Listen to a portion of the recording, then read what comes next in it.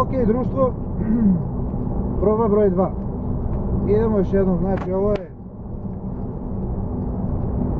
video dosije ili video dnevnik našeg 4. dana putovanja.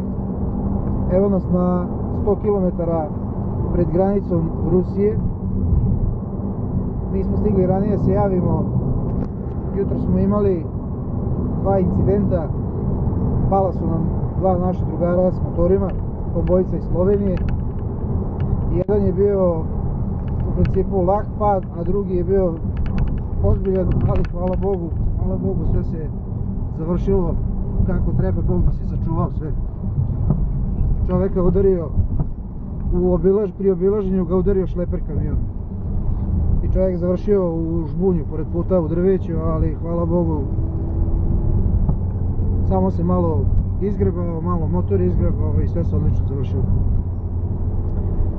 Putujemo dalje, s verom u Boga i naprijed, malo čujemo šta kažu moji saputnici. Ajde, Bobo ti pričaj. Što više putujemo, to smo sve bolji za put i savladavamo prepreke na putu. Prate nas sreća i zdravlje, sve će biti kako treba. Veliki pozdrav! Veliki pozdrav. To je bilo kratko i jasno.